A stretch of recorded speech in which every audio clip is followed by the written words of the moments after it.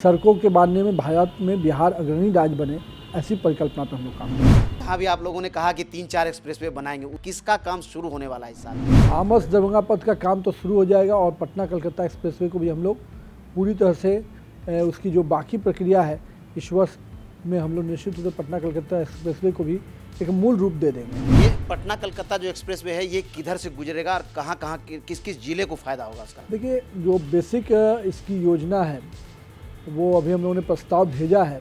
हाजीपुर से लेकर के छपरा के बीच में जो हाईवे बन रहा है कब पूरा होगा? बहुत लंबा परियोजना है। तो छपरा निश्चित रूप से एक बहुत ही चुनौतीपूर्ण रहा है और कह सकते हैं इतनी सारी योजनाओं में कोई एक योजना जो सबसे अधिक हम लोग को भी तंग कर रही है। बख्तियारपुर ताजपुर ब्रिज सुना था जनवरी में चर्चाएं थी, काम शुरू होगा, तो क्या लगता है 15 जनवरी के बाद नारियल फूटेगा वहाँ?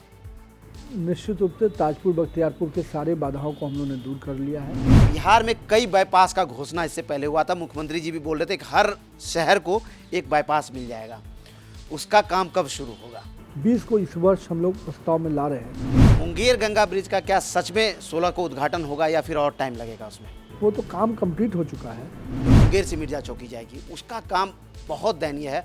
कई बार लोग कहते हैं कि आके कवर कीजिए, कई बार लोग चलाए भी हैं, आप लोग रिपेयर करते हैं, फिर वो सड़क टूट जाता है।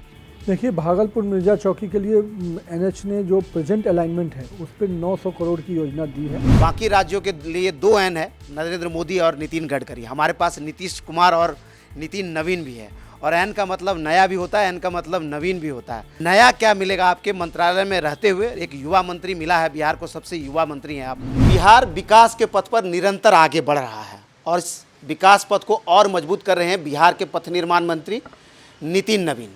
आज आपके और अपने सवालों के साथ एक बार फिर से बिहार के पथ निर्माण मंत्री नितिन नवीन के सामने हम उपस्थित हैं।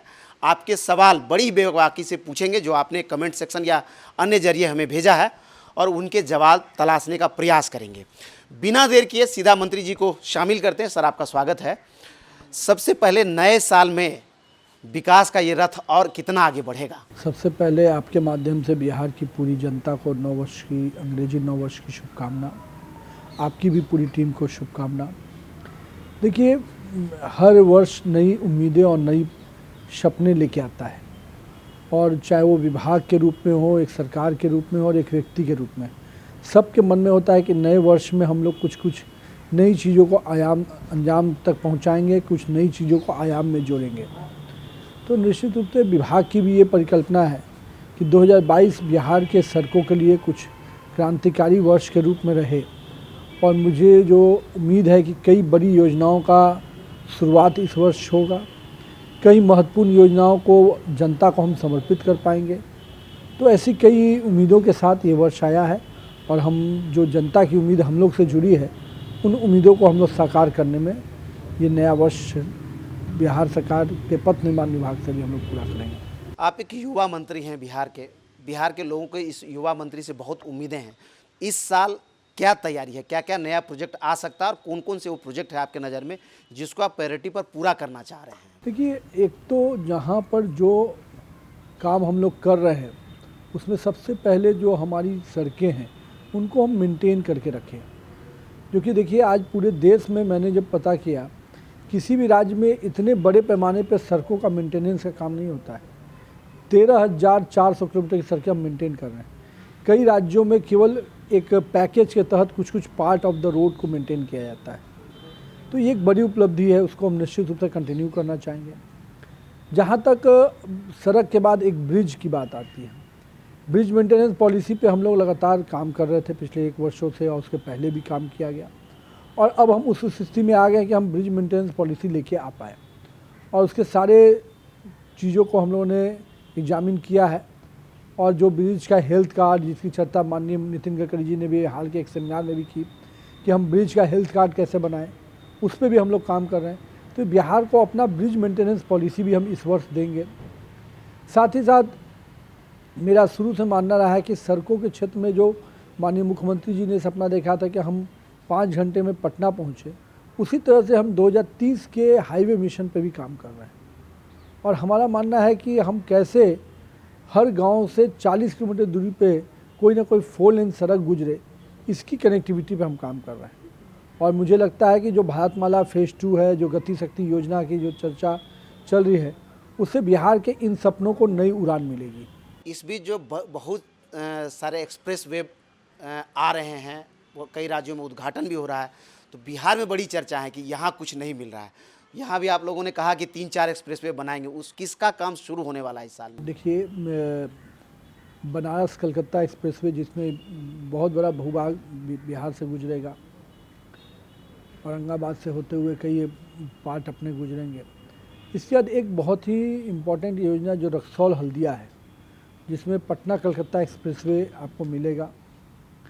इसके बाद अमृतसर से अभी एक योजना आ रही है कलकत्ता को जोड़ने की। उसी प्रकार से गोरखपुर से सिल्लीगुड़ी। तो ये ऐसी महत्वपूर्ण योजनाएं हैं जो एक्सप्रेसवे के रूप में नज़र आएगी। और हम लोग को बिहार का जो पहला हम लोग कह सकते हैं कि आमस दरभंगा एक्सप्रेस, उसको भी हम लोगों ने 3 पैकेज में टेंडर कर दिया, उसका काम प्रारंभ भी होगी। मतलब टेंडर की प्रक्रिया हो गई, इस साल उसका कार्य प्रारंभ हो तो इस साल एक्सप्रेसवे का काम शुरू हो जाएगा, देखने के लिए मिलेगा बिहार के लोगों को। आमस दरभंगा पथ का काम तो शुरू हो जाएगा और पटना कलकत्ता एक्सप्रेसवे को भी हम लोग पूरी तरह से उसकी जो बाकी प्रक्रिया है इस वर्ष में हम लोग निश्चित रूप से पटना कलकत्ता एक्सप्रेसवे को भी एक मूल रूप दे देंगे। ये पटना कलकत्ता जो एक्सप्रेसवे है, ये किधर से गुजरेगा और कहाँ कहाँ किस किस जिले को फ़ायदा होगा उसका? देखिए, जो बेसिक इसकी योजना है वो अभी हम लोगों ने प्रस्ताव भेजा है, रक्सौल से हल्दिया जाने की है। तो रक्सौल से दिगवाड़ा तक जो है ये पोर्शन आएगा एक पैकेज के तहत, और दिगवाड़ा से पटना रिंग रोड का पार्ट बनते हुए फिर कच्ची दरगाह से पटना कलकत्ता एक्सप्रेसवे बनकर ये जाएगा, जो कि मूलतः जमुई और जो अपना पुराना बख्तियारपुर का है उसको 6 लेन लेते हुए हम लोग बिहार शरीफ और होते हुए जमुई होते हुए भागलपुर से इसको बांका तक मतलब देवघर तक मिलाएंगे, और देवघर से फिर बंगाल इंटर करेगा। ये देखिए 2 पोस्ट है। आप देखिए कि जो रक्सौल है, जो इंडो नेपाल बॉर्डर है, वहाँ से कलकत्ता की कनेक्टिविटी है। यानी जो पोस्टल कहते थे कि जो एक बॉर्डर से दूसरे पोस्ट को हम लोग कनेक्ट करें, उसमें ये योजना बहुत इंपॉर्टेंट होगा। मतलब इकोनॉमी की दृष्टिकोण से, इकोनॉमी के दृष्टि से जो गुड्स के हमारे सब ट्रांसपोर्टेशंस होते हैं उसका रेट हमको आसान होगा, जनता के बीच में कम रेट पे हम अवेलेबल करा पाएंगे। पर जो हमारे जो सेलर हैं उनको भी अच्छा रेट मिल पाएगा, अच्छे रेट पे वो बेच पाएंगे। तो निश्चित रूप से connectivity of port with borders, इसमें ये योजना बहुत इंपॉर्टेंट होगा। 2 सड़क है जिसको NH 106 और 107 के नाम से हम जान रहे हैं। जब वाजपेयी जी प्रधानमंत्री बने थे तो उस समय जो रोडों सड़कों को लेकर के जो चर्चाएं हुई थी या काम शुरू हुआ था, उसी समय में इस सड़क का भी SS से NH में परिवर्तन हुआ था, और आज तक वो पूरी तरह से बना नहीं, काम सुना है उसका रुका हुआ है। क्या दिक्कतें हैं उसमें और कब तक दूर होगा, कब बन जाएगा वो? दोनों ही पार्ट में बीरपुर से बीरपुर वाला तो सॉर्ट आउट हो चुका है, मधेपुरा वाला उसकी स्थिति काफ़ी ख़राब है, और हम लोगों ने केंद्र सरकार को अवगत भी कराया है, और हम लोग की एक रिव्यू मीटिंग आगामी 12 तारीख को होने वाली है। निश्चित रूप से उसमें इसका समाधान का रास्ता निकालेंगे। NH 106 पर जो बीरपुर बिहपुर रोड है NH 106, उस पर फुलौत में एक ब्रिज प्रस्तावित था जिसका काम पिछले बार सुने थे शुरू हुआ। फिजिकली वो शुरू हुआ या अभी बाकी है, किस पोजीशन में है? फुलौत ब्रिज का काम अभी शुरू हो रहा है। उसमें कुछ जो उसके डिजाइन को लेके कुछ मामला आया था, जो NH ने उसको फिर से अपने इंजीनियरिंग की टीम को दिया है। हम लोग को लगता है कि जो आगामी 12 तारीख को हम लोग की बैठक है, फुलौत का ब्रिज, अंटा सिमरिया ब्रिज, और ये दोनों ब्रिज के हम लोग सॉल्यूशन के लिए उस दिन बैठक करने वाले हैं। पिछली बार भी हमने पूछा था आपसे कि हाजीपुर से लेकर के छपरा के बीच में जो हाईवे बन रहा है उसका काम शुरू होता है फिर रुक जाता है, इस बीच में तेज़ी तो आई है, कब पूरा होगा? बहुत लंबा परियोजना है। हाजीपुर छपरा निश्चित रूप से एक बहुत ही चुनौतीपूर्ण रहा है, और कह सकते हैं कि इतनी सारी योजनाओं में कोई एक योजना जो सबसे अधिक हम लोग को भी तंग कर रही है, जिसको लेकर हम लोग भी बहुत कह सकते हैं कि इसको हम लोग स्पीडअप करने में बहुत परेशानी झेलने पड़ रहे हैं। लेकिन अब उसका रास्ता, चूँकि सेक्रेटरी लेवल पे उसकी मीटिंग हुई थी और पार्लियामेंट्री कमेटी ने भी उसको संज्ञान में लिया था जब हम लोगों ने उसको, तो अभी उसकी हमको लगता है कि स्पीड बढ़ी है, और जो उसको प्रॉब्लम था तकनीकी कह सकते हैं फंड का ये सब, तो उससे भी उसको मजबूत किया गया ताकि ये योजना फंसे नहीं। तो हम लोग को प्रयास है कि हम लोग समय में अब जो स्पीड पकड़ा है, अगर ये मेंटेन रह गया तो हम लोग काम कम। कितना समय लगेगा इस पर? देखिए, मैं उसके स्पीड पर ही सब कुछ कह सकता हूँ, क्योंकि पुराने समय में उसका ट्रैक रिकॉर्ड बहुत अच्छा नहीं रहा है, हम लोग तो चाहते थे कि उसको डिबार करके हटाया जाए, लेकिन अब केंद्र सरकार ने कहा कि नहीं, एक मौका दे के उसको लोग कैपिटल से मदद कर रहे हैं, तो ठीक है, उस पर अगर काम हो जाए, हमारा भी मकसद यही है। तो जब तक एक बार स्पीड उसका पूरा बन नहीं जाएगा, तब तक कोई डेट हम कह दें ये उचित नहीं होगा। बख्तियारपुर ताजपुर ब्रिज, हाल में आपने पिछली बार कहा भी था कि उसके लिए फंड मिलने वाला है, काम शुरू हो जाएगा। सुना था जनवरी में चर्चाएं थी काम शुरू होगा, तो क्या लगता है 15 जनवरी के बाद नारियल फूटेगा वहाँ? निश्चित रूप से ताजपुर बख्तियारपुर के सारे बाधाओं को हम लोगों ने दूर कर लिया है। बहुत जल्द हम लोग कैबिनेट का अनुमोदन लेने वाले हैं, और जब कैबिनेट का अनुमोदन हो जाएगा तो निश्चित रूप से वो सुखद क्षण होगा कि ताजपुर बख्तियारपुर फिर से हम लोग प्रारंभ कर पाएंगे। पटना रिंग रोड क्या किस पोजीशन में है, और कब तक जो है इसमें जो अलाइनमेंट है कच्ची दरगाह से या फिर दिगवारा से ये पूरा हो जाएगा? कच्ची दरगाह और क्या बोलते हैं, बिदुपुर, हाँ, उसमें काम चल रहा है, और उसका इस गति भी हम लोग देखने गए थे अक्टूबर में, और उसके रिव्यू भी हम लोगों ने किया है, तो उसके रिव्यू से हम लोग सेटिस्फाइड हैं। इसके बाद जो 2023 के में हम लोग का प्रयास है कि लास्ट तक कंप्लीट हो। इसके बाद जो आप शेरपुर दिगवारा की बात कर रहे हैं, उसका हम लोगों ने अपने तरफ से डिज़ाइन अप्रूव कर दे दिया है। एनएच उसको अब फाइनल अप्रूवल दे के टेंडर के लिए भेजेगा। लैंड एक्विजिशन के लिए कि जो उसमें समस्याएं थी उसको भी हम लोग धीरे धीरे दूर कर रहे हैं। तो पटना रिंग रोड का बड़ा अलाइनमेंट इन दोनों के कंप्लीट होने से होगा। दूसरा, जो पटना रिंग रोड का बाकी स्ट्रेच है उस पर भी हम लोग काम कर रहे हैं। कनौली और रामनगर तो काम चल ही रहा है, लेकिन जो अभी हम आपको कहे कि जो एक योजना हम लोग ले रहे हैं हल्दिया से रक्सौल वाला, उसका जो नॉर्दर्न पार्ट है, उस नॉर्दर्न पार्ट का जो ही रिंग रोड का बहुत बड़ा पैच करीब 43 किलोमीटर का सैंक्शन होना है। इसके सिक्योरिटी से पटना रिंग रोड का पूरा पैच कंप्लीट हो जाएगा। एक पटना के लोगों का बड़ा सवाल है, जो अटल पथ हम लोग बनाए हैं उसका फेज़ 2 भी शुरू हो गया है। अटल पथ जो है जेपी, ये जो गोलंबर है अटल पथ का, उससे जुड़ना था, शायद आप लोगों ने उसकी घोषणा की थी। इंतजार कर रहे हैं लोग कब जुड़ेगा। दूसरा है कि पथ में मार्च में अटल पथ को हम लोग जेपी गंगा पथ से जोड़ रहे हैं, और उसका काम तेज़ी से चल रहा है। कल उसको हम देखने भी जा रहे हैं, तो कल दोनों ही योजनाओं को हम जेपी गंगा पथ, अटल पथ के दोनों योजनाओं को देखेंगे। और हमको उम्मीद है कि जो हम लोगों ने फर्स्ट फेज कहा था कि हम लोग मई तक वहाँ तक का चालू कर देंगे, जेपी गंगा पथ का कमिश्नर ऑफिस तक का एएनसी इंस्टीट्यूट का, उसको हम लोग चालू करने का क्या स्थिति है उसको हम कल देखने जा रहे हैं।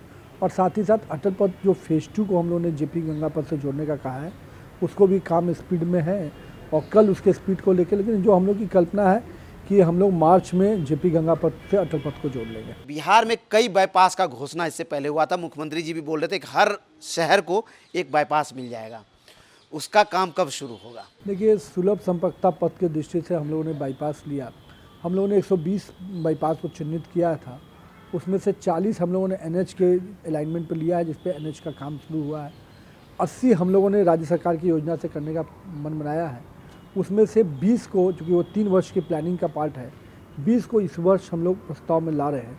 और हमको लगता है कि सुलभ संपर्कता का जो 20 है, नवाड से हम लोगों ने उसमें मदद लिया है। हमको लगता है कि इस वर्ष 20 योजनाओं को हम लोग काम शुरू कर पाएंगे। मुंगेर गंगा ब्रिज का क्या सच में 16 को उद्घाटन होगा या फिर और टाइम लगेगा उसमें? वो तो काम कंप्लीट हो चुका है। कल शायद उसको देखने के लिए इंजीनियर की टीम भी जाने वाली है। हम लोग का जो है कि 16 तारीख को माननीय मुख्यमंत्री जी का था कि इसको हम लोग गाड़ी चलाकर देख पाएंगे। बाकी उसके सारे पार्ट को हम लोगों ने 24-25 दिसंबर को कंप्लीट कर लिया था, और हमको उम्मीद है कि हम 16 तारीख को जनता को उसको सौंप पाएंगे। अब कोरोना के गाइडलाइन में जो उसके आगे पीछे हों, लेकिन हम लोग का प्रयास होगा कि जनता ही को उसको सौंप दिया जाए, ताकि अटल जी के सपना से जो साकार हुआ है वो हम लोग उनको जनता को सपोर्ट कर पाए। भागलपुर से लेकर के मिर्जा चौकी तक जो रोड जा रही है, जो मुंगेर से मिर्जा चौकी जाएगी, उसका काम बहुत दयनीय है। कई बार लोग कहते हैं कि आके कवर कीजिए, कई बार लोग चलाए भी हैं, आप लोग रिपेयर करते हैं, फिर वो सड़क टूट जाता है। तो उसको लेकर के आप गए भी होंगे तो शायद देखे होंगे, तो उसको लेकर के कोई योजना है क्या?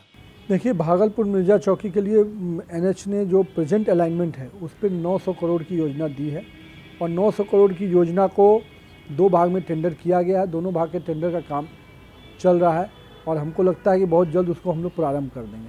हम लोगों ने लास्ट मीटिंग जो एनएच के साथ हुई थी, उसमें हम लोगों ने कहा कि हमको मेंटेनेंस के लिए अलग से दीजिए, ताकि बरसात के दिनों में हम मेंटेनेंस का भी उसको काम देख कर, तो उस पर भी केंद्र ने सहमति दी है। तो मेंटेनेंस को लेके जो वर्तमान अलाइनमेंट है उसके मेंटेनेंस को लेके अलग से केंद्र सरकार प्रोविज़न दे रही है। साथ में प्रेजेंट अलाइनमेंट को आरसीसी रोड बनाने का करीब 900 करोड़ की योजना का स्वीकृति मिला है। 2 फेज में उसका टेंडर भी हो गया है। काम उसका हम लोग यथाशीघ्र शुरू कराएंगे। साथ ही साथ मुंगेर मिर्जा चौकी के लिए एक और अच्छी खबर है जो कि जानकारी आप लोग को होगा, ग्रीन फील्ड अलाइनमेंट जो अभी है उससे अलग होगा। उससे अलग होगा और उसको भी हम लोग इस साल उसको भी एक मूल रूप दे पाएंगे। बिहार के लोगों को 4 एन मिला है कि युवा मंत्री आप हैं, बाकी राज्यों के लिए 2 एन है, नरेंद्र मोदी और नितिन गडकरी। हमारे पास नीतीश कुमार और नितिन नवीन भी है, और एन का मतलब नया भी होता है, एन का मतलब नवीन भी होता है। बहुत उम्मीदें हैं लोगों को, तो नया क्या मिलेगा आपके मंत्रालय में रहते हुए? एक युवा मंत्री मिला है, बिहार को सबसे युवा मंत्री हैं आप, तो क्या तेज तर्रार योजनाएं चलाने का आपका लक्ष्य है और कितना समय में किस किस प्रोजेक्ट को पूरा करना है? देखिए, मेरा शुरू से मानना है कि result oriented with time bound with quality, ये तो निश्चित रूप से सुनिश्चित करने का काम है। और कोई भी इंफ्रास्ट्रक्चर प्रोजेक्ट को अगर टाइम बॉन्ड नहीं करते हैं तो उसका रिजल्ट का कोई मतलब नहीं है, और अगर रिजल्ट बिना क्वालिटी के आ जाए तो भी उसका कोई मतलब नहीं है। तो मेरा मानना इन तीनों कंपोनेंट को ध्यान में रखकर विभाग काम करेगा। और एक युवा मंत्री होने के नाते मेरी पहली कल्पना यही है कि हम योजनाओं को समयबद्ध तरीके से करें। बिहार के बारे में जो एक धारणा बनने का प्रयास किया गया कि यहाँ लंबा समय लगता है, मैं उस धारणा को बदलना चाहता हूँ। साथ ही साथ नई योजनाओं की कल्पना, निश्चित रूप से मेरी जो सपना है कि हम हर पूरे बिहार को हॉरिजॉन्टल और वर्टिकल डायरेक्शन में हम क्रॉस सेक्शन डेवलप करें, ताकि हर 40 किलोमीटर पे हर गांव से कोई ना कोई 4 लेन सड़क गुजरे। उस कल्पना पे हम लोग काम कर रहे हैं। तो मेरा मानना है कि जो आप सपने बनाते हैं, जो आप रास्ते बनाते हैं, उसका रोड मैप अगर आप बेहतर बनाते हैं, जो सपने देखते हैं उसका रोड मैप अगर आप बढ़िया बनाइएगा, तो आने वाले जनरेशन भी उसको फॉलो करेंगे। तो मैं तो यही चाहता हूँ कि मैं ऐसी पटकथा बनाऊँ ताकि आने वाली टीम भी उसको फॉलो करे और भविष्य में हम सड़कों के बांधने में भारत में बिहार अग्रणी राज्य बने, ऐसी परिकल्पना पर हम लोग काम करेंगे। ये थे बिहार के पथ निर्माण मंत्री आपके सवालों के साथ। दोबारा फिर से मुलाकात होगी, आपके नए सवालों को भी शामिल करेंगे। धन्यवाद।